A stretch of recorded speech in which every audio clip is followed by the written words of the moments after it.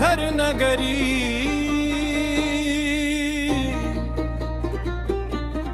कांवड़िया बनी बोल बम बम।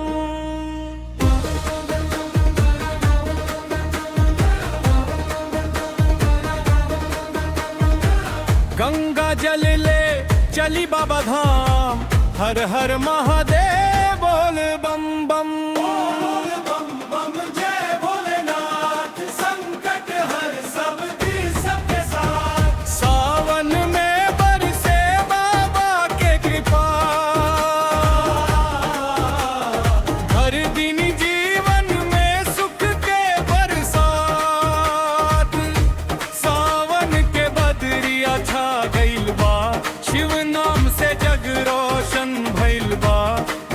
बेलपत्र धतूरा गंगा जल चढ़ाई, भोले बाबा सबके मन भा गइल बा।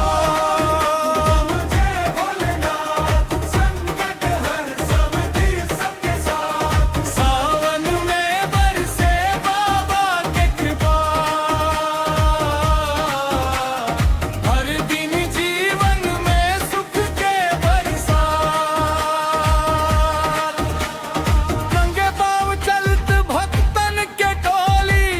शिव बोले हर गली डोली, देवघर नगरी गूंजे जयकारा, भोले बाबा रखी है लाज हमार।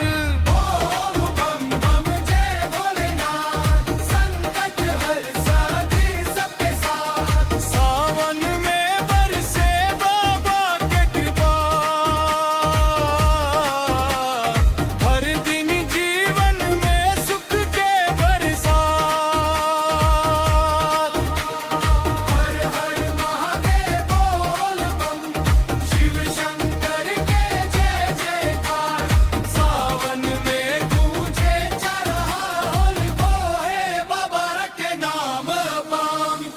त्रिशूलधारी नीलकंठ दानी, दुनिया के तू सबसे महा, जग के पालनहार महादेव रखी सदा